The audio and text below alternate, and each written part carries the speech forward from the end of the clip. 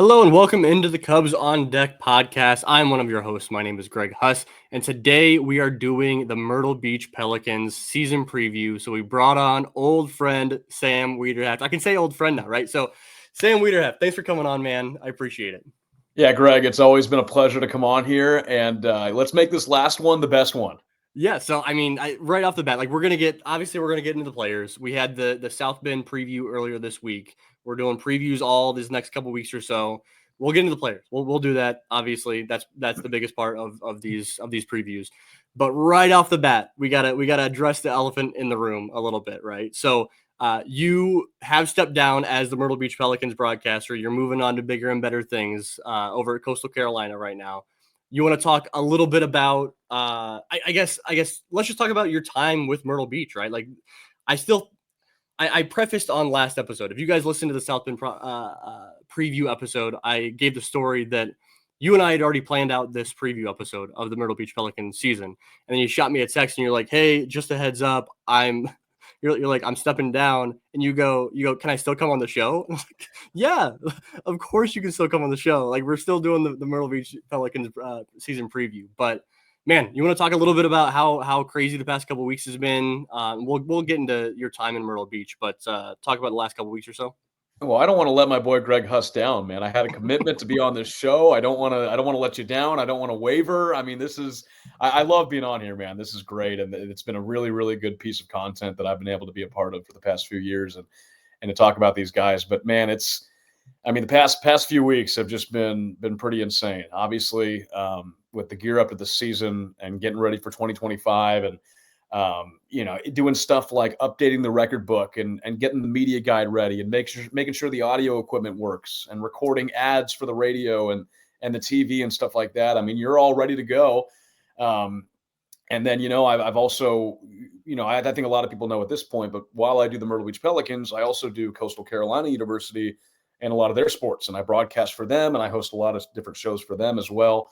And, they basically came at me and gave me an offer to be more involved with them and to do it on a full-time basis. And it was something that I felt like I couldn't turn down, and I was super excited about. So, I got to take one more trip to Arizona and one more spring training trip and do that and see the guys one more time and be able to do that. I'm super thankful to the Pelicans to just make that happen. And, me and Hunter were down there for almost a week from Monday to Saturday. So a lot of really good stuff from that. We still made some really good content and went out. I mean, I think we went out with a complete bang. I mean, it was a really good way to end it. And there's still stuff that's going to be coming out from that trip. But it's not changing careers, but it's changing teams. It's changing levels. I mean, you're going from minor league baseball to college on a full-time basis, and trying to get the hang of that right now and figure out, what I need to be doing. But couldn't be more excited to be with Coastal Carolina and be a huge part of their ESPN Plus broadcast now on an elevated level,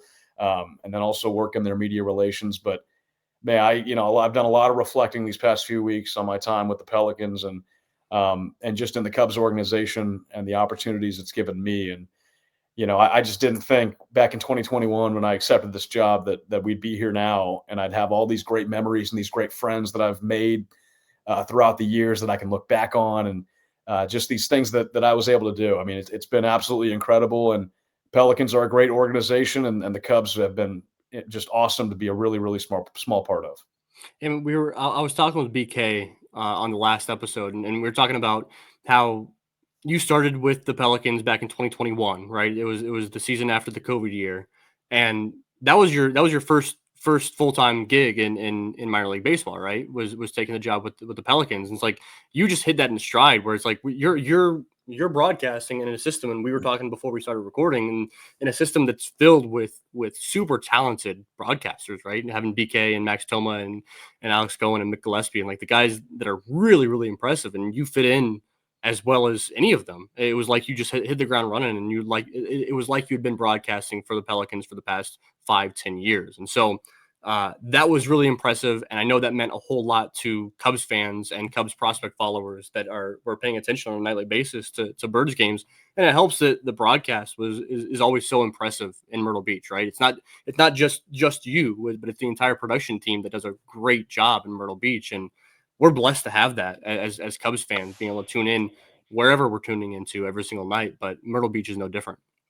Yeah, I mean, I really, really appreciate you saying that. And, I knew that stepping into the Pelicans job in 2021, while it was a really lucky way that I got it, I mean, I knew that it was a big job with it being in the Cubs organization and with the following that not only the Cubs have, but like just being in the Myrtle Beach area. Yeah. And, the Pelicans have been one of the top teams in attendance every single year that I've been there in all of Yeah. single A. So there's some added pressure that comes on with that. I think I was kind of naive when I first started and didn't really realize just what I was getting myself into. But no, just to have the fan base embrace me and the Cubs fans embrace me and the players and the coaches and the staff. I mean, there's so many people that helped out throughout the years. And I mean, you hit it right on the head. Like our team with our broadcast is just made up of some incredible people, incredible young people too. Like not the most experienced, but they do really, really good work. And a lot of our interns get really good stuff out of it too. So there's great experiences for everybody, but just the product that comes out is, I mean, I would like say is almost like a major league product with the camera work and the graphics and just everything, man. So it's been really, really cool to be a small part of that. And the fact that people noticed and watched and, I mean, it means the world. And I mean, like, I told you on Twitter a couple days ago when everything came out, but like, you guys covering the Pelicans and covering the Cubs organization, like that just made it so much better and just gave you a reason to want to do your best every night. I mean, I couldn't imagine being a part of a different system, because the Cubs just have so much support and so many fans and a lot of people that not only care about the players, but they care about you and they care about the coaching staff. And I mean, just from top down, man, the support's been awesome. So, I mean, it's definitely been tough to walk away, but, like I said earlier, a lot of really good things to look back on. All right. So, yeah, I mean, you obviously had a fun time over the past few years there. You have any memories that stick out during your time with the Myrtle Beach Pelicans, whether it's on the field memories, off the field memories? What stands out in your last 4 years with the Birds? There's a lot. There's a lot. I mean, when you're at the ballpark every day during the summer, I mean, something different happens every day. And that's the reason I love doing it, because you'd show up to the ballpark at 9:30 in the morning and you'd have no idea how you were going to leave that night, like what was going to happen. And the moments and the players that made those moments just made it that much more special. So, when I think on the field, I think about the season that we had, the 2 no-hitters in 2022. That was really special because, and we talked about it at the time on your show, like not a lot of broadcasters get to call 1 no-hitter, let alone 2 in the same system or in the same season. So that was really unique. And that whole year in 2022 was really special when you have, Kevin Alcantara and Pete Crow Armstrong and Luke Little and Porter Hodge and Frankie Scalzo and Riley Martin, like all these really top guys, just all on the same team under Buddy Bailey, which, I'll mention later, but it was just a really, really fun ride. That year was really fun and unfortunately kind of tailed off there at the end. But yeah, I mean, I think about that. I think about Jonathan Long hit a walk-off home run in 2023. And that week we actually had 3 walk-offs in a row, which was really fun. Actually, my first week on the call in 2021, it was our first set of home games, and that Sunday game to cap it off, Matt Mervis hit a walk-off home run. Oh, yeah. And that I had just started on the job, and I was kind of getting my bearings and getting everything set. And for some reason, I look back on that call and I just wish I could change it, because I just did this weird Michael Kay impression where I go, "There it goes, see ya," and I'm like, "What? I don't really listen to Michael Kay that much. Why am I doing a Michael Kay impression?" But Did so you I wish know? I Did could you change know you that. regretted it as soon as you did it, or was it like years down the road? You're like, what was I doing? Well, it just was kind of, it was like, again, my first week on the call, so I was just kind of like shaking a little bit. And after it, like, once he hit it and rounded the bases and we ended the broadcast, I was like, I really hope I didn't do what I just did. And then I went back and listened, and then, sure enough, I did. But that's why, Johnny Long hitting a walk-off home run in 2023 gave me another shot at it, which was great. Winning the first half at home in 2023 was really fun, and that game was a game on the Marquee Sports Network, which was great. So, a sellout crowd, really, really fun celebration, was awesome. But off the field, I mean, there's a lot of things to look back on, but I think about Buddy Bailey as the first one because me and him just developed a really, really strong relationship and friendship, with him being the manager there for my 4 years in Myrtle Beach. And just the things that I learned from him about baseball. I thought going into it that I was a baseball guy, but then you talk to Buddy Bailey and you're like, well, I got a lot to learn. And he looks at the game differently. And he's a really fun dude. I mean, this past year I went out to Down East and I think I actually recorded a show with you in Down East during this whole event. But there was a tropical storm coming through and we only played like a doubleheader on Friday. And then we played 2 innings on Sunday and that was it. Yeah. Tuesday, Wednesday, Thursday, Saturday were all canceled. I mean, it was just a week of doing nothing. So and that was one of the few ones you traveled to, right? That was the only 6-game road trip that I went on. Like in my 4 years, that was it. So, of course that's what happens. But, every night, like me and Buddy would go to this wings and beer place. And by the end of the week, they like knew us by name and they knew our order and we were like regulars, which was awesome. I think I'm sure that you and Buddy walking into a restaurant together is quite the sight. Yeah. Oh, dude, trust me. Like Buffalo Wild Wings is scared to see us, man. There was, every year we do a really fun tradition. We have a interns versus full-time staff softball game. And last year, I hit a ball farther than I ever have. I don't know what happened. I don't know what got in me. I just got a hold of one and I got it. I mean, not really that close to the left field wall, but like maybe, I don't know, 10 feet shy of the warning track, we'll say. That might be kind of generous. Enough that you're feeling yourself. Yeah. Yeah. It was a good strike. It was good. And I had a walk-off, it wasn't a walk-off, but it was just a inside the park home run. Came back around, had some fun with the celebration. And my girlfriend is sitting out in right field because every time we do this wiffle ball game, Buddy Bailey has a cookout in right field, on the warning track. So he's got a grill out there. He's got buns. He's got like all these accessories.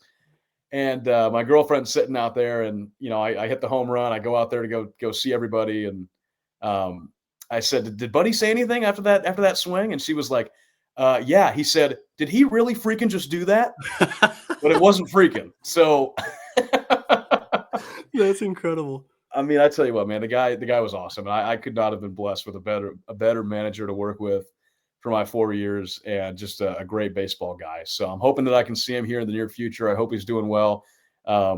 He created a lot of on-field and off-field memories for me with the Pelicans the past few years. Now, you got to talk with new manager Giovanni Cuevas down in Arizona, right? Yes, I did. Yeah, what's Giovanni Cuevas like? I know that he is former prospect in the Cubs system. He was someone that I think he got a feature on one of my top prospect lists at some point down the line. I think he was like, it was back when I was separating out. I was doing like a hitting top 20 and a pitching top 20. And I think that he snuck in there at number 20 on my prospect rankings at one point. Now he's the Myrtle Beach Pelicans manager, which is crazy.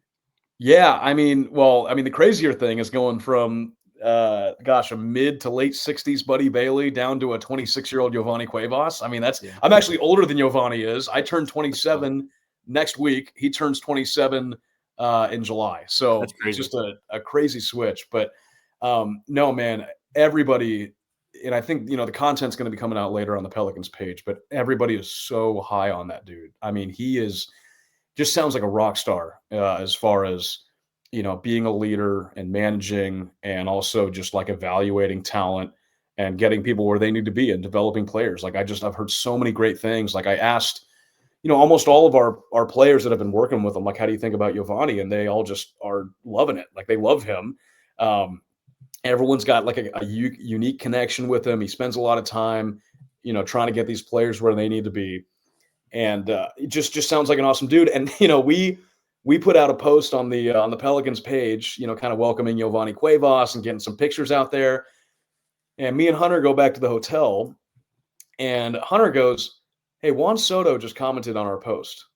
I go, no way. And, I looked at it and I'm like, that's a fake Juan Soto. That's not him. It was Juan Soto. Like it was the actual guy. And he comments and he was like, let's go, like fire emojis on the Pelicans post. And so I asked, we had dinner with Giovanni that night. I'm like, hey man, what's the connection with Juan? What's the connection with Juan Soto? And he's like, Yeah, oh, we grew up together in the Dominican Republic. Like that's wild. they've known each other for a while and they've kept in contact. So yeah, he's got great baseball connections. Seriously, man, I cannot be more excited for him, and just really looking forward to what the Pelicans can do this year under his guidance, because I think he's, from what I've heard and what everybody said, like he's the best guy they could have had for the job. So really, it's a huge upset that the Cubs did not land Juan Soto this offseason, because he could have been in the same organization as Giovanni Cuevas, right? Like that's Look, I don't know if Jed was talking to Giovanni during this and being like, "Hey, man, like we'll make you the Pelicans manager if you get Juan Soto over here," and then he just didn't follow up with this part of the deal. I don't know, but yeah, it was crazy. I mean, the fact that Juan Soto was commenting on single A team's post that he didn't play for is wild. But yeah, they've been friends for a long time. All right, man. Anything else that I guess favorite players? You mentioned that one, that what was the 2022 or 2023 Pelicans team that was real good at the beginning of the year, right? With Porter Hodge and Luke Little and the rotation that basically spent the first half of the year in Myrtle Beach and the second half of the year in South Bend, just tearing it up all season long. Any specific players that really stand out? I mean, you got to call Pete Crow Armstrong during your time in Myrtle Beach. Is he kind of the guy that stands out as looking back on it, you're like, I got to call Pete Crow Armstrong playing for the Myrtle Beach Pelicans in single A? Yeah, I mean, when he's a part of that 2022 group that was so talented. And yeah, I think the cool thing about PCA is that we've kind of maintained a connection throughout his time in the Cubs organization. Like, obviously, he played for us in 22. And I think we all knew that he was going to be a really good player. I mean, when he got to the Pelicans, it was a big deal. And then he tore it up with us, went up to South Bend, ended up playing in the Futures game that year. So the talent was like immediate right at the beginning. But, I've seen him at spring training numerous times and done interviews with him at spring training. And I've caught up with him at CubsCon. And, him saying at CubsCon this past year, because I told him, I was totally honest with him. I said, Pete, when you hit your first home run, I got a mic in my hands and it's starting like their blue carpet thing. I said, when you hit your first home run, I was back in Myrtle Beach and I legit cried. Like, I was like so freaking excited. And it was a big moment, and then he comes back and says, look, everybody on the call for the Cubs is great. Pat, JD, Boog, like everyone's awesome. But it would have been nice having you on the call for that for sure. And I got goosebumps. I was like, Pete, you're going to make me cry again, dude. Yeah, that's crazy. That's so cool, dude. That's so cool. It was awesome, man. He's been a really, really good dude. He's always great with the media. That's why he's such a fan favorite, man, because he's just so good with it. But he's definitely up there. I think about guys that aren't talked about as much, like Juan Mora, who's not in the organization anymore. Played with us in 22, came back in 23. Second baseman, played third base as well. Short guy from Mexico that just was a lightning rod. I mean, the guy came up in big situations from time to time. We had an inside the park home run from him in 2022, which was really fun. So yeah, he was a really, really fun guy to watch. Juan Baseball. Juan Baseball, dude. That's the guy. Whenever you have a nickname Juan Baseball, like, that you're pretty good. Pitching, I think that Alfredo Zaraga, who was with us on that 22 team, got traded to the Rays in the offseason going into 23. He was just like a guy that foreign guy that came in, hat tilted sideways, like just had all the energy of like a closer, and he had the velocity and the stuff to back it up, and just produced some really, really electric outings. So I actually bought one of his game used jerseys. I was like such a fan. Cool. Yeah, that's a cool jersey to have. Was it the white home uniforms, or was it no? It was a one-off jersey. It was like our City Connect jersey. It says Myrtle Beach on the front. It's like blue. Okay. Yeah. It's got. Let me see if I can get the hat here. Yeah, it's got this hat with it. Yep. The navy blue ones. Yeah, the navy blue ones. Yeah. So I bought his jersey after his game because I was like, man, this guy's gonna be great one day. And he's still I think he's in AAA for the Rays right now. But yeah, I mean, I was blessed to see like the next great Cubs team kind of come through us back a few years ago, and put together some really strong performances. And we got to see them when they were, young pups in single A, and they develop all the way through and turn into who they are now. So it was a really good time to start, a really good time to be a part of the Pelicans, and I just can't wait to see what these guys do in the future. I'm going to be a Cubs fan. Like I knew I grew up rooting for the Angels. I'm still an Angels fan, but I'm always going to have a special connection and a fandom to the Cubs because I really want to see these guys do well, and everyone's been great, and that's a big part of the spring training trip was me going down there and just seeing our old guys and trying to thank them for just being awesome because. You don't have to be that courteous with your time, and you don't have to be that kind, but a lot of these guys are. And, I just wanted to kind of say one last goodbye and just thank everybody for what they've done. Yeah, you want to talk a little bit about we'll get into some of the players that you got to see down in Arizona, but what's that week look like for you down in Mesa? Is that just a matter of checking out the backfields, going to the spring breakout game? It's catching other games. Like what's that look like for you and Hunter during your time down there in Mesa? Yeah, for those that don't know, Hunter is he's an assistant general manager for us at the Pelicans, and he does a lot of our social work, a lot of our fan engagement stuff. So he's very active on making social media videos and doing stuff like that. But yeah, this was unique because we usually in the past, the first 2 years we did it, we're only there for about 3 days. Maybe we'd fly in one day, stay there 2 full days, or stay there 3 full days, and then fly out. I mean, this time we were there from Monday and then took a red eye on Saturday night. So you're talking Tuesday, Wednesday, Thursday, Friday, Saturday, 5 full days. Mm-hmm. So a lot that had to get done. A lot of cool stuff that we did. We get there Monday, didn't really do too much because we got there in the evening. So the first stop was In-N-Out, and I got a triple, which is the best thing ever. Animal fries, can't beat it. So that's always my first stop when I get to Arizona. You wore the hat and everything. Yeah, I got the hat. I'm a huge fan. I'm a huge In-N-Out guy. So, and then the first day we always try like, all right, let's go to the backfields. Let's go see our guys. Like, let's go see what everyone's doing. And you'll go back there and they're either taking batting practice or they're doing like sim games or they're playing like they had the A's in town one day. So everyone's playing the A's. And, you're just kind of watching. Hunter takes really, really good pictures. So he's taking pictures. I'm taking video. He's taking video and just trying to get content. And then, when they're done with everything and they head back up to the clubhouse, because it's a little bit of a walk, we'll try and be, a stop on the way there and be like, hey, like, can I talk to you real fast? Like, let's catch up. And so we pulled a few guys off and did some interviews there on the days that we went over to the backfields. And a lot of it for me is just catching up with everybody because the guys that aren't playing in the game are still like out there watching the game. Mm-hmm. So, I'll see a lot of the old players and talk to them. I'll see parents, parents that have been to Myrtle Beach or have connected with me on social media before, like they're out there. So I'll talk with them. Of course, Rich Biesterfeld is out there. So we're talking to Rich and getting the lowdown on what's going on. So it's always great to see Rich out there. He's awesome. And yeah, it's nice to connect with everybody on the backfields. And then, we go over to Sloan. We watched one Cubs game this year and did some content there before they went out to Japan.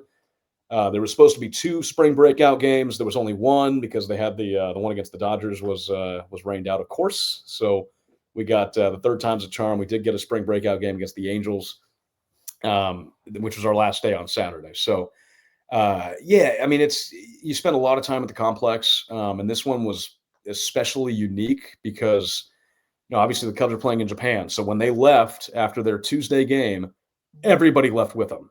Yeah. And the complex was relatively empty.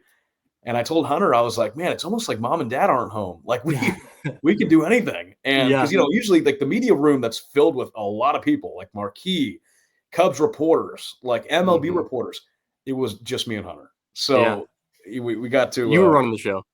Yeah, we ran the show for a week. It was kind of fun. But yeah, the spring breakout game was great. I think the Cubs really showed out like the talent that they have in the system. Kevin Alcantara and Moises Ballesteros both having really good games, and we saw some good pitching as well. So, that was kind of cool to cover. I spent most of the time in the photo well right next to the dugout, and I was like, man, I wish we would have actually had 3 of these because like this one was really fun to cover, and it was fun to be a part of and see these guys ball out on a really, really high level. So. It's a lot. It's tiring, but it's really, really fun work. And like I said, it was a great way to end my tenure with the Pelicans and be able to connect with everybody and just, say thank you for all the help they've given me. For sure. All right, man. You want to talk some players then? Let's get to it. Yeah. Let's do the actual preview here of the Myrtle Beach Pelicans season. Once again, as always, as I do every year, and as I've done already so far with the South Bend preview, we don't know where these players are going to be assigned. This is all based on my projections of where guys will go.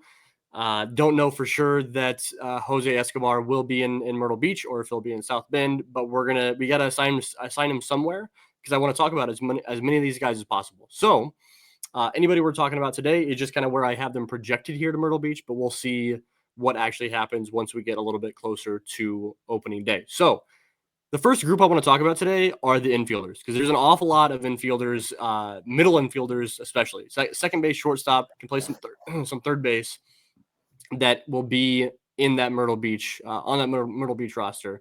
Let's go ahead and start with Jose Escobar because he might play a little bit of left and right field as well, but we saw some Jose Escobar to end the season last year in Myrtle Beach and was really impressive during his time there, I thought. What's your take on Jose Escobar going into 2025? Yeah, just a good young player. I mean, he can play the field really well. We saw him, in the infield primarily with the Pelicans last season, but really good bat to ball skills. And I knew that coming in, like looking at his Arizona numbers, I was expecting to get just a really good contact hitter, but we also saw some power from him there late in the season as well. So, he's a guy that, and a lot of the guys that we talk about in this episode are going to be, guys that I heard a lot of buzz around in Arizona. But Jose is definitely one. And, we got to see him hit batting practice and take part in some of the scrimmages. So yeah, he looks good as ever. He looks a little bit more filled out, but just not the biggest guy in the world, but can do what's needed for the team. And like I said, really, really good contact guy that can get on base and move around with some speed as well. So I'm excited to see how he, builds on 2024 and gets a full season under him in Myrtle Beach and possibly moves up at some point in the year. But, that's certainly a guy that can hit pretty well at the top of your lineup. Did you get the chance to get your eyes on Jonathan Perlaza when he was in the Cubs system, or was he already past Myrtle Beach by the time you got here? Yeah, he was past Myrtle. I saw him like videos and watching broadcasts and stuff like that. Because I get Jose or some Jonathan Perlaza vibes from Jose Escobar. I've said that for a little bit now, and they're different, but in the fact that like, are they a second baseman? Are they a left fielder?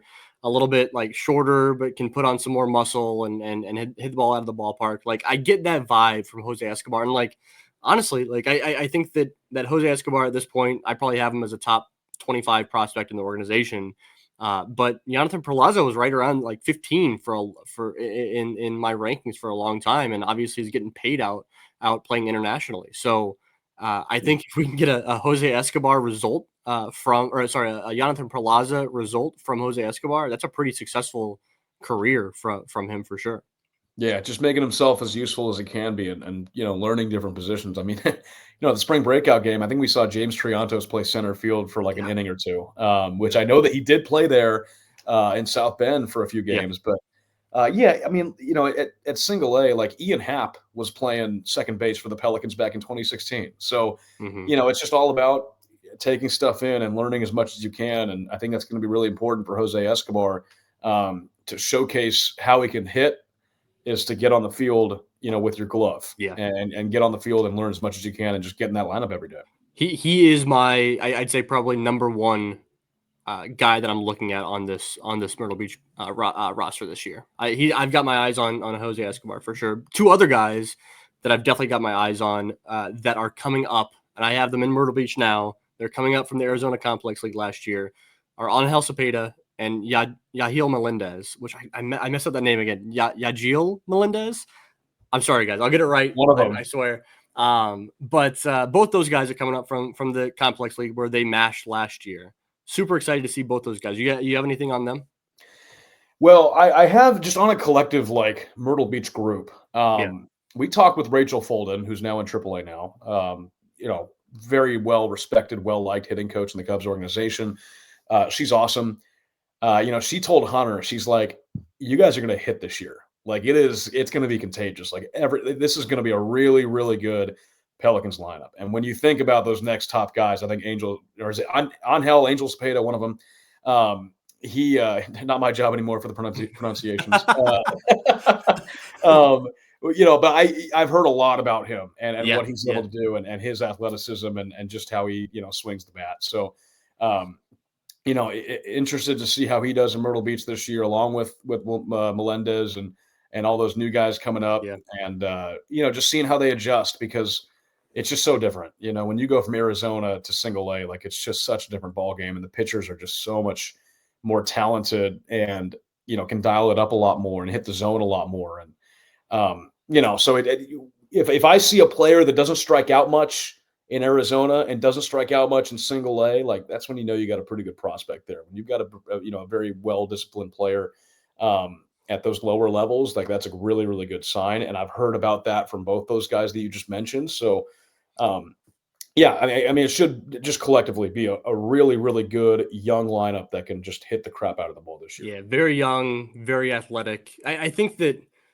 a big thing this year is that between Melendez and Cepeda and Jose Escobar, and even guys that likely will not start the year in Myrtle, but will be there by the end of the year, and guys like Derniche Valdez or Fernando Cruz potentially, these young international free agent signings that have signed for a lot of money, and there's a lot of hype around them. Those guys, we got to see some breakouts from a couple of those guys and like really like showcasing their talents, because and we'll talk about it all throughout the season. We talked about it all off season.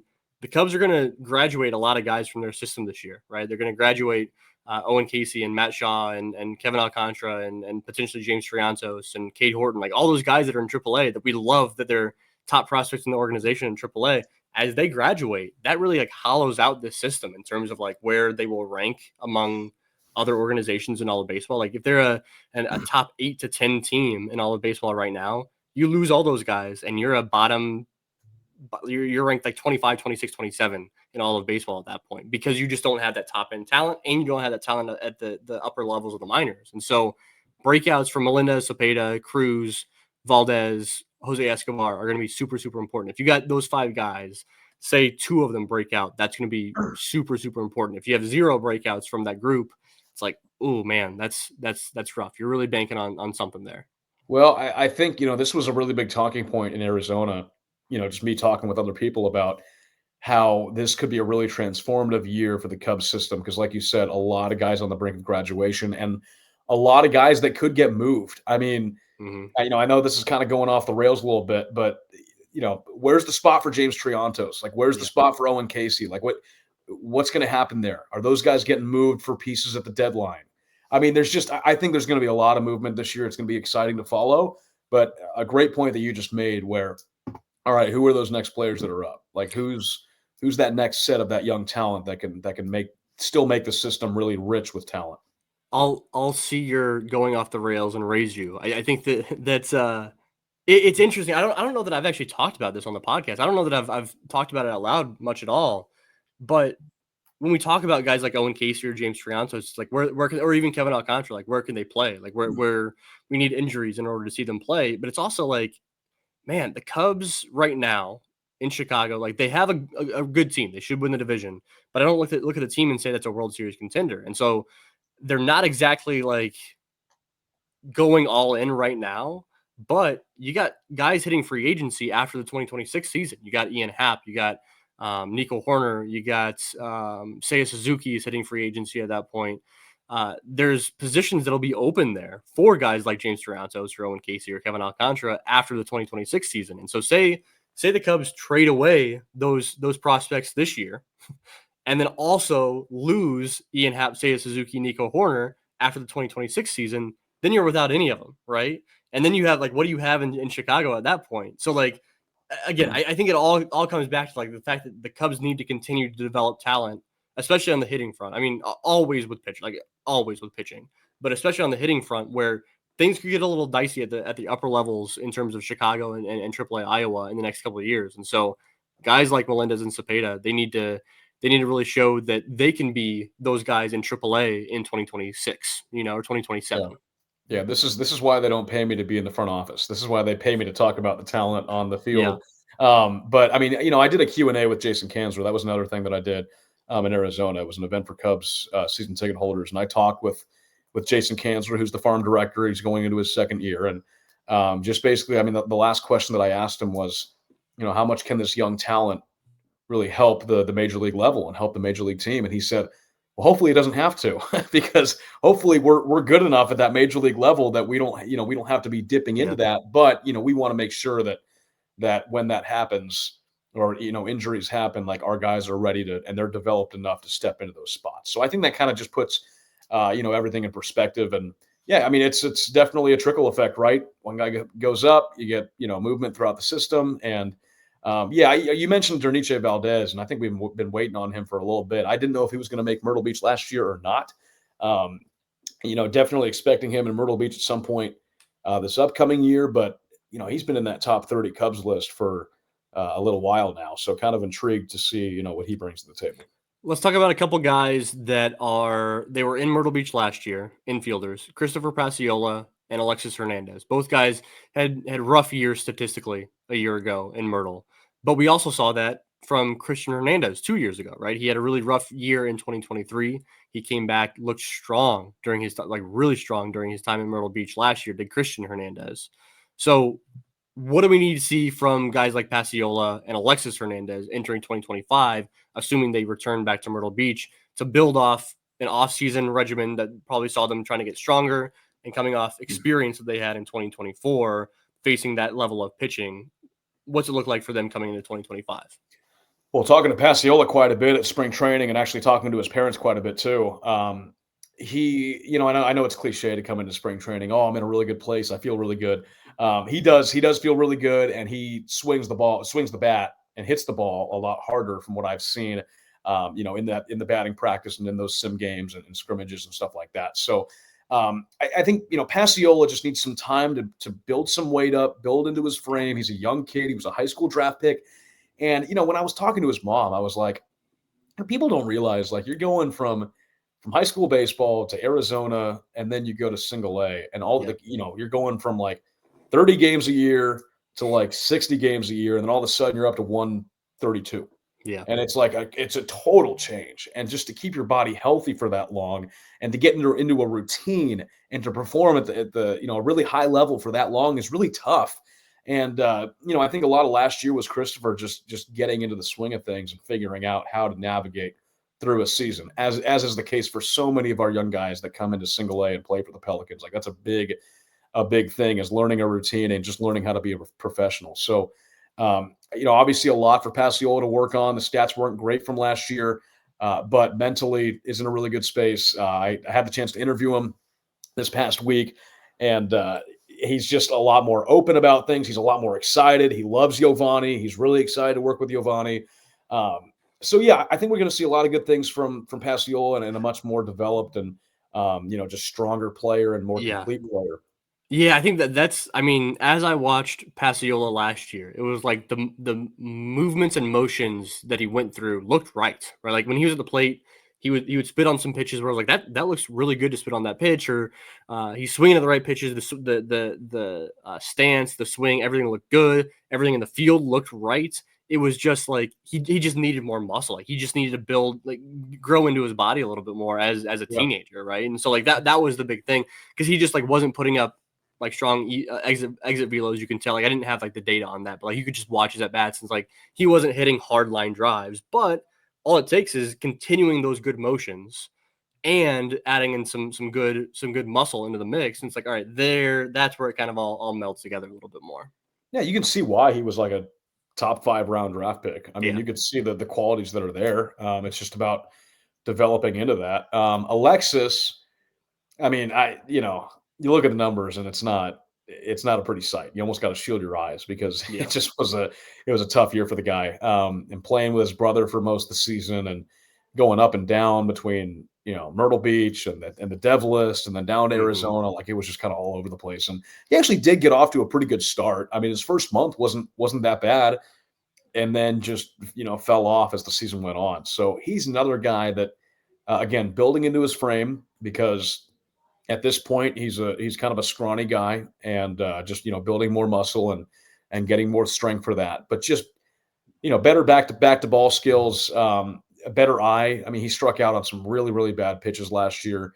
The fielding was pretty good. I was pretty impressed by the fielding from Alexis, and could see a lot of talent there. But he's got one semi-full season under his belt with us because he was up and down so much and didn't really play the whole year. But he's seen this level now. He's going to come in with a different confidence, just like his brother Christian did, and he's gonna look a lot better, I think, this year, just because he's seen the pitches, he's seen the level, and he's got the talent for sure. Now it's just about putting that stuff together and running with it. In the outfield, there's a couple names that I thought were worth mentioning here on this show. One is Anderson Suriel, who spent a good chunk of last season in Myrtle Beach. What do you think about him? I know that power was a big part of his game when he was down in Mesa. What's your thoughts on Anderson Suriel? Yeah, I'm looking in 2025. I'd be intrigued to see if that power shows up, because you're right. Like that was a big part of his game in Arizona. Saw a little bit of it in Myrtle Beach, but it's just such a big jump as far as the pitching level that he just didn't get a hold of too many. I liked his fielding. He kind of played all over the place. Played some left field, played some right. I mean, he played a lot and was able to get on the field quite a bit. But yeah, just more consistency. I remember him going through some pretty rough stretches and just kind of looking lost out there at the plate. So if he could put that power together and get a hold of some and just square up more baseballs, I think he's going to have a pretty successful season. Yeah, I'll throw as far as the remaining outfield slots. I mean, there's a good chance that we might see Reggie Preciado return back to Myrtle Beach and play some left field. But I think there's a mix of guys coming up from Mesa, whether that is Joan Delgado or Derek Alcantara or there's I guess Alexey Lumpuy. I don't know how to pronounce his name. Lumpuy, I saw a lot of him. I saw a Yeah. lot of him in Arizona. He was a very frequent player, and I'm kind of intrigued by the guy. Yeah, and I know there was some good publicity about Lumpuy on, I believe, MLB.com. I think Jonathan Mayo put something out, an interview with, was it Kanzler? I think it might have been Kanzler that he was talking to, and specifically called out Lumpuy as a guy that to keep an eye on. He spent last year in the Dominican Summer League. It was his second year down there as a 20-year-old and put up good numbers, but it was also his second year as a 20-year-old in the DSL, which is like, so you're paying a little bit less attention to guys like that. But if he's getting this much publicity, if he's all over the place down in Mesa right now, that's a good sign. Maybe we see him start off the year in Myrtle Beach. At least halfway through the year, we see him. So there's a good mix of guys coming up in the outfield that, again, maybe it's not the same level of chatter as we get from some of these young infielders. There's still some guys that are some potential breakout candidates that could really put themselves on the map. Kind of like what we saw from Leo Espinoza last year. Like Leo Espinoza last year was that guy where it's like, all right, he's going to get a chance in the outfield in Myrtle Beach, and he took advantage of it. And so you're hoping a guy like Derek Alcantara or Joan Delgado take that chance in the same way that Leo Espinoza did.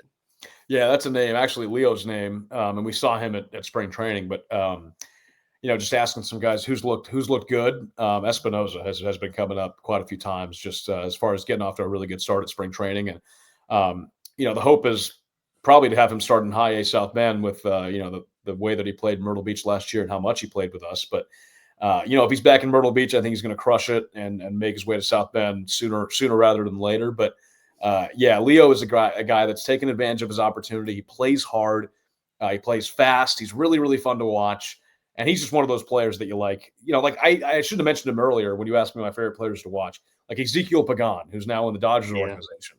That guy's just a fireball, man. He runs all over the place. He makes great catches. He's a hitter that can hit for contact and power. He's fun to watch. And I think Espinoza is that kind of player where he's just he's entertaining. He plays hard. He plays with flair. And if we see him back in Myrtle Beach, I'll buy some tickets. Leo Espinoza is, if you take Ezekiel Pagan and Juan Mora and meld them into one player, that's Leo Espinoza in my mind. That's my kind of player right there. Yeah.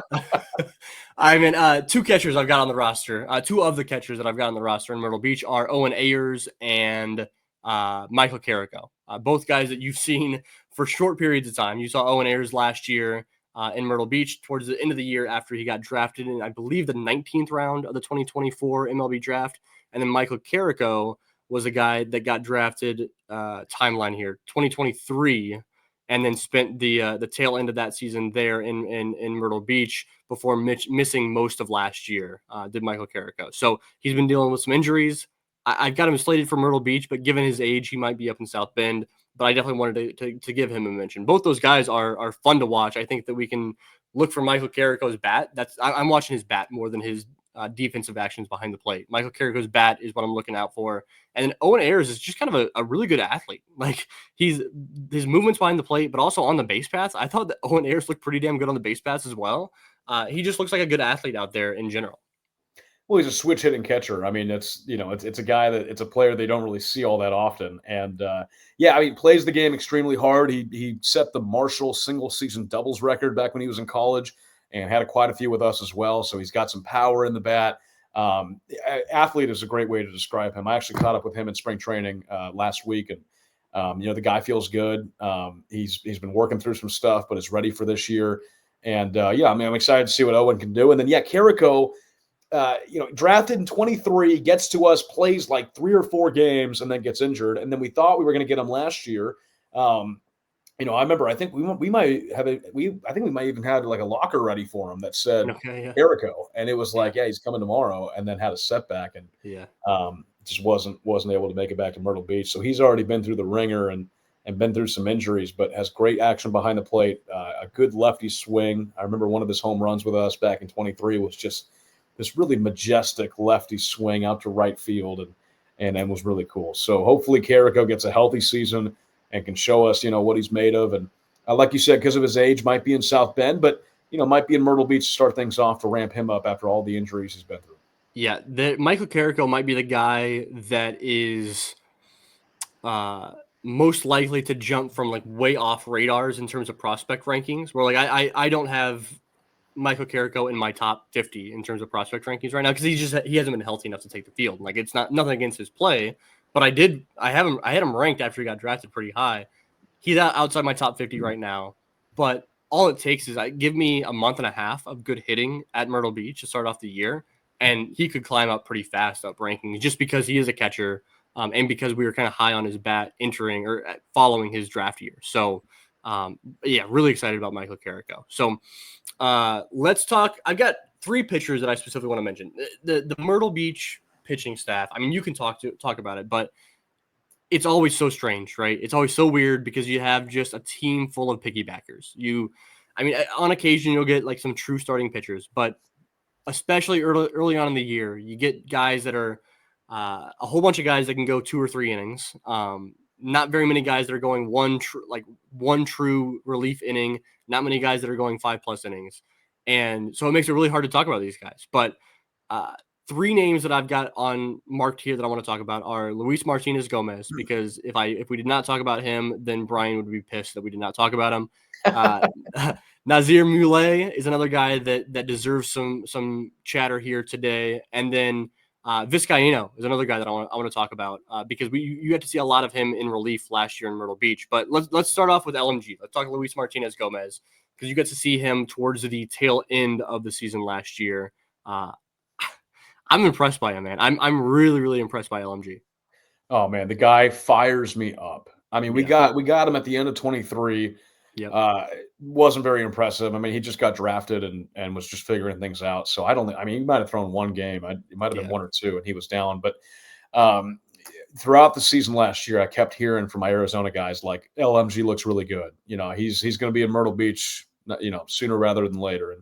And sure enough, we got him at the tail end. And I talk about this all the time with guys, but just guys that have demeanor and a presence on the mound. I think of like Brody McCullough. Brody's the nicest guy when you talk to him.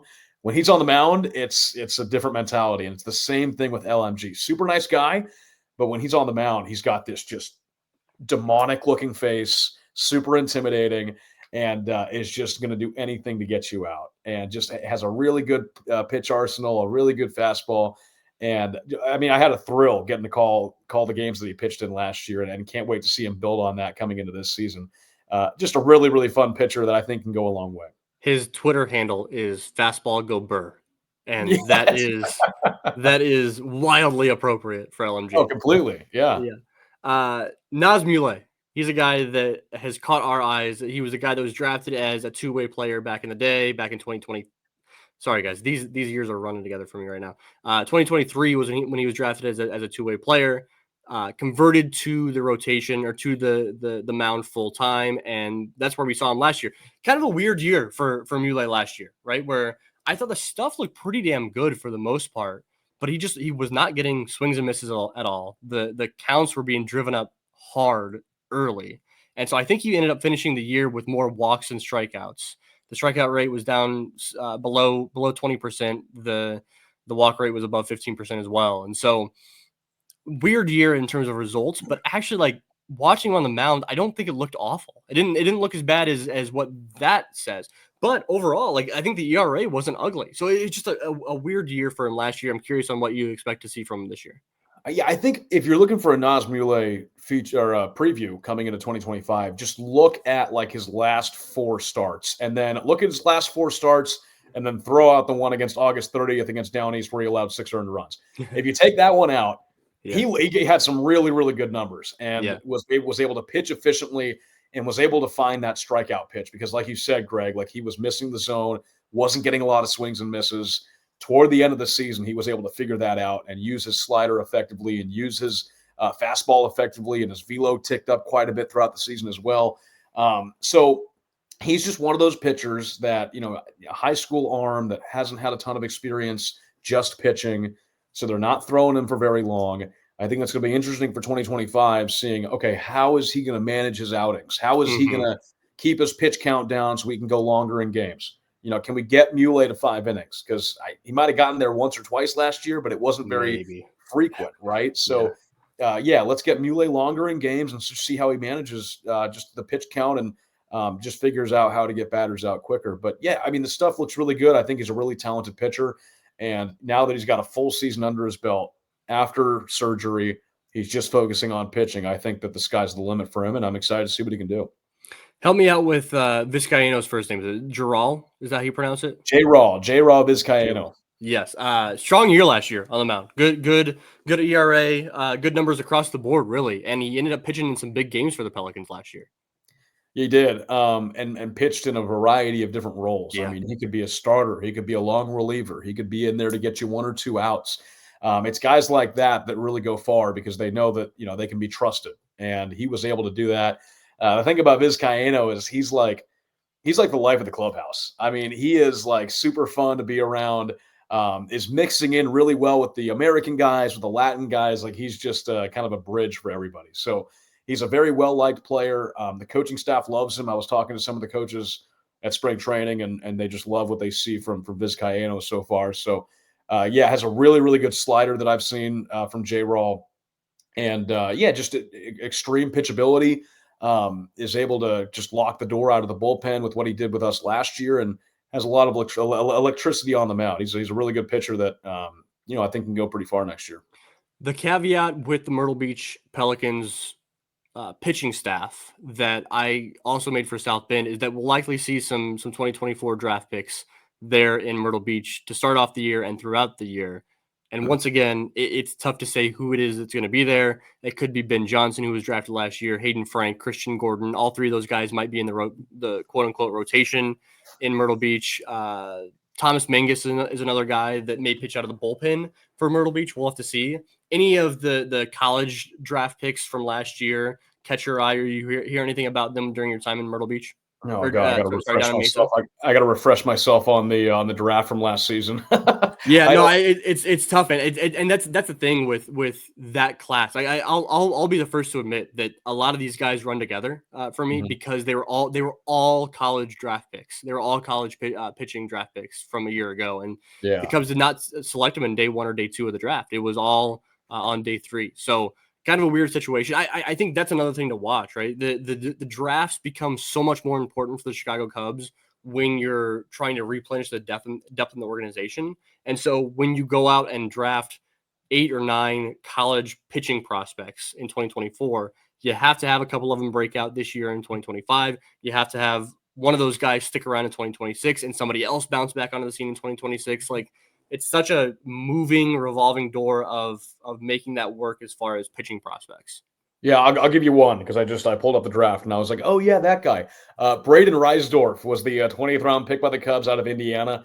I actually Yeah. saw him pitch. I called one of his games. He pitched against Duke. Okay. So yeah, he's a big dude that I'm kind of intrigued to see what he brings to the table and progresses as a professional. But yeah, he was Indiana kind of has a weird way of using their pitchers. They don't have a traditional like weekend rotation. Okay. And they just kind of use who's available. But he was a guy that they relied on pretty heavily last season, and 20th round guy, so not a lot of risk there. And Yeah. he could maybe end up being like a Kenton Egbert, Yeah. who was very reliable for the Pelicans last year, and coming out of Miami, Ohio, an undrafted free agent, but just went out there and gave you 5, 6 like solid innings, and just knew like you were going to be in a game whenever Kenton Egbert came out of it. So it's those guys that really intrigue me. I love the college arms and how they progress and how they just, kind of go about their business because they've pitched on some pretty high levels before. So, I love calling those guys when they're on the mound. But yeah, give me Braden Reisdorf out of IU. Any other pitchers that you've got your eye on for this Myrtle Beach team? I know that we might see Vince Riley back in Myrtle Beach. He was a guy who spent the entire year once he signed in Myrtle Beach. Guys like Kenji Perez or JP Wheat, guys that we saw some time in Myrtle Beach last year. But anybody else worth pointing out on your end? I think Yenry Rojas was pretty solid for the Pelicans last year. So if he comes back, I think he'll be even more successful than he was last year. I don't know if this is going to happen. I'm not sure what they're going to do with him. He might go to high A. Connor Schultz. If you look at Connor Schultz's numbers from last season, look, he was a free agent signed in the middle of the season, went to Butler, so I got to be a big fan of him. Dogs. And yeah, go Dogs. Ended up going to Iowa for his last season, then played independent baseball. The Cubs pick him up, and his numbers are just insanity. I think he walked like 4 guys in all of his outings. That was it. So put together a really, really good ratio, and just like the guy just knows how to pitch. I mean, he's got experience. Is he a top prospect? No. Is he fun to watch? Extremely. I mean, just gives you a lot of innings and is a fun pitcher. So I'm going to be watching Connor wherever he's at. But if he's in Myrtle Beach, again, give me some tickets for that game. Brother, if you're looking for deep cuts, if you're giving some deep cuts in this organization, then you are on the right podcast. So, all right, man, I want to open it up. I know you got to talk to a lot of players that are in higher levels and spent some time in Myrtle Beach the past few years during your time in Mesa. I want to open it up. Who you want to shout out? What players you want to shout out as guys you're excited to see what they do this year in 2025?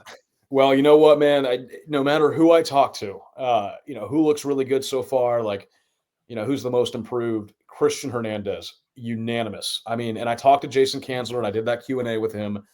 And I just kind of asked him like, hey, who are some guys that have kind of caught your eye so far in spring training? Christian Hernandez was the first guy. He said, the mentality is different from him this year. He's coming in a much better place. He's more interactive with his teammates. His effort is a lot better. I think he saw some of that last year, like, oh, this is the player that I can be if I do this. And now he's coming into this season with a completely like refreshed mentality and is just ready to break on the scene. So I expect that breakout from Christian Hernandez this year. I'm expecting a really, really good season out of him, and just a lot of good things coming from the complex about what he can do.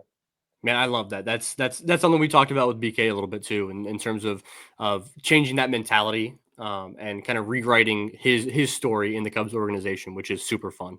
Yeah, and he started that last year and just turned things around. Andy Garriola, they had the first day of spring training games for the minor league side that we got to watch, and Garriola had a home run. I think it was a 3-run shot to left. Had a nice catch in right field. He was named the day 1 spring training MVP. So congratulations to Andy. That was Carter Trice gave him that award. So very, very prestigious, starting the season off right. But yeah, no, I think, look, Andy is such a strong dude. And when he puts it together, just the way that the ball jumps off the bat for him and the way that he kind of swings down on it and creates the backspin on the ball. I mean, he gets so much juice behind his swing. And I would just love for him to just, continue to be consistent this year and cut down on those strikeouts and just continue to hit the ball with power, because I think he's going to be a really, really strong player that, if he keeps at it, could be knocking on the door somewhere and get to the major leagues. But yeah, Andy looked pretty solid from what I saw in the games. He was doing well. I think it was posted by you. It was Andy Garriola's first full season in the organization. That would have been what in 2023, right? 23, yep. And there, I think it was posted by you. It was the Pelicans do their like before opening day, like fans can come meet the players, right? And I think you posted a picture of Andy Garriola, and he looked like the most badass dude I've ever seen in my entire life. Like he looked like he belonged on The Sopranos, is what he looked like. And I was like, this is like, I'm all in. I'm all in on Andy Garriola. Like he's gonna be a stud. And sure enough, like he is a stud on the field. Like he's got crazy power. Like we talked about it earlier in the week about the Ivan Brettauer and Andy Garriola comparisons a little bit, and how just big dudes that show off a lot of power, they just need to incorporate some contact and some hit tool into that mix. But Andy Garriola did that last year, right? Like he did hit for average a lot better than he did a couple of years ago. So that's definitely a guy I've got my eye on as well. Yeah, his contact was great, and it wasn't just hitting home runs. I mean, he was hitting singles. Like there was one week where he got like 7 singles, and he was just like working on something, and it was just line drives. I mean, he's also just he's a goofy guy. I mean, he's funny. It was in 23 we had and I know we're going over time here, but I'm going to try and milk as much as I can. Hell yeah, dude! It's the send off. But there was we did a question like, what was your favorite Halloween costume? And it was something that we were going to put on social and put on the video board for our Halloween game, and so he gets asked the question, and he says, one year my mom dressed me up as Sarah Palin. So that was cool. I'm like, wow, okay. We're just going to skim right over that. Like, wait a minute. Let's go back. And he was just like, yeah, like this is what happened. Like, yeah, like, dude, let's get some photos here. And I'm not outing him because, we put that in the video. So, it was something else, man. We got to get some pictures of Andy Garriola as Sarah Palin for Halloween. Yeah. That's outrageous. That's so fun. Yeah. He's a fun guy to be around. And then I'll shout out Frankie Scalzo as well, because he was the last interview that I did after the breakout game, and then we lost. We left shortly after on a red eye flight. But Frankie's always been the nicest guy. He's just a really unique. I mean, you think about baseball players, and you think about they're all into baseball, like they're all like that's all they do. And Frankie is not like that. I mean, he does a lot of different things. Like he's a photographer. He's just into so many different things and things of culture and stuff like that, and also just happens to throw really well on the mound. And just has a really good slider. So he was the last interview that I did, and it was great to talk to him. I mean, it was toward the end of the night. Everyone's going into the clubhouse, and I had already talked to Kevin Alcantara and Ethan Hearn, who's another great guy that is in the organization that had a big moment in the breakout game with a home run. But I'm just kind of saying bye to everybody, and Frankie's signing autographs, and I said, Frankie, we're going to take off, man. Good luck the rest of the year, and it was a pleasure. And he was like, yeah, do you want to do an interview? And I was like, yeah. I mean, I'm not going to turn down Frankie Scalzo. Yeah. Let's go, man. Yeah. So we did the interview, and he's just so he's a very intellectual person and articulates his answers very well and is very well spoken. And of course, just has the awesome mustache to add to the aura. His family's great. I mean, he's an awesome dude. So a great way to end it with that being the last interview that I did in a Pelicans sweatshirt. But yeah, I mean, there's been so many great players that have came through Myrtle Beach, and I could not have been happier to be a part of it and see their games and make connections with them, and just be able to witness what is a really early step in their career development, but a very important step. And the fact that I've been able to be there and be just a small part of the organization, to be able to see that has been really cool. Well, I'll tell you what. We'll wrap up there, because that's well said. I'll tell you one story about your time in Myrtle Beach that I appreciate, is that this would have been probably 3 years ago, may have been 2022, the 2022 season. I'm not sure exactly, but it was, you reached out to me and asked if we could do a little a preseason kind of interview of me, where we kind of flipped the script. I mean, it was normal for you, but from my perspective, I'm not typically the one getting interviewed. I'm interviewing people. And we did the interview to kind of preview the Pelican season. And you ended up going on the Jumbotron at Pelicans ballpark. You took a video of it for me, sent it over my way. And man, I just thought that was like the coolest thing for me to be on screen on the Jumbotron at Pelicans ballpark, talking about the players that are going to be there, was something that was like super, super special to me. And it's like, I can sit here on this podcast and talk about these players all I want. But also, like, I'm not traveling to all these ballparks. Like, I'm based in Central Illinois, so I'm able to go to some South Bend Cubs games. I'm able to get to an Iowa Cubs game every once in a while. But, like, I'm not going to Myrtle Beach Pelicans ball games all the time. I just simply can't do that. Same with Tennessee. But for me to have any type of presence in that ballpark, whether it was before workouts or whenever it is, right, was super, super special. So I thank you for that. That's kind of my connection to Myrtle Beach Pelicans ballpark. And that's something that I am sitting here on my phone. I was able to kind of show it to family, and my dad was like, "Oh, that's so damn cool that you're on there." So it was something that I really appreciate. And I know that you're constantly looking out for players or other people that are in the organization. So thank you, Sam. I appreciate it.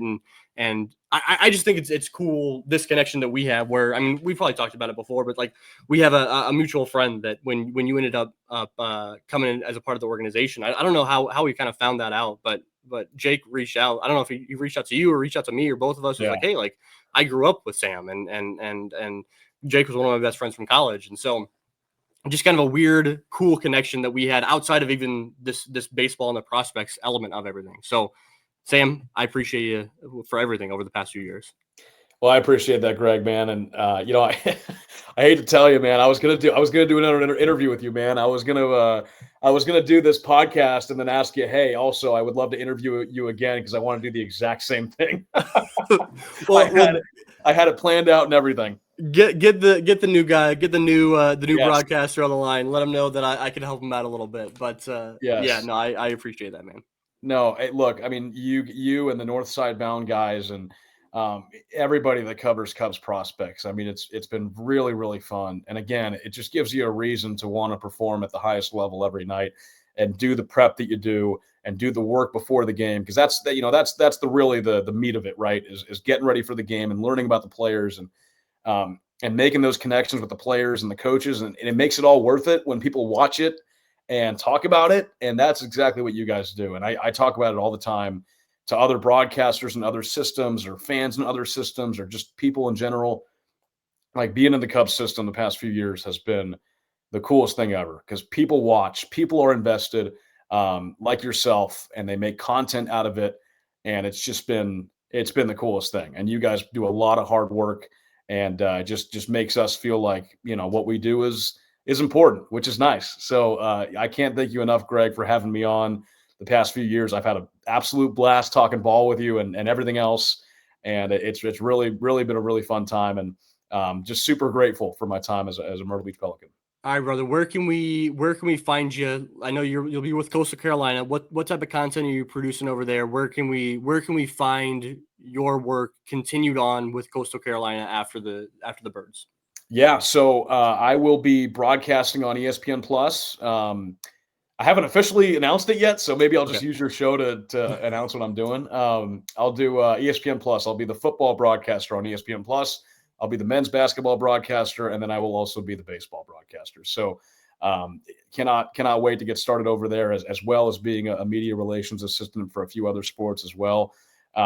Yeah, I mean, it's I love college athletics. I have a special connection with college athletics, and you know, being able to work in a full-time capacity is something that I'm super excited about, and just got started the other day. So, you know, certainly going to miss the Myrtle Beach Pelicans, but very, very excited for the future in Coastal Carolina, and you know, getting going on their broadcasting.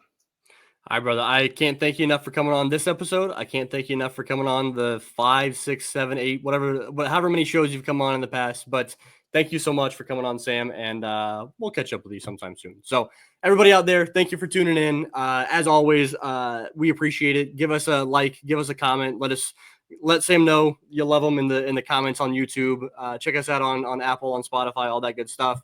And thank you guys for listening. We'll be back with a either Tennessee or Iowa season preview coming up next. Maybe Tennessee. I got to reach out to Alex Cohen. He's doing something out in Tokyo this week, so I don't know what that's all about. But we'll get lined up with an Iowa season preview as well. Thank you guys so much for listening, and we'll talk to you very soon.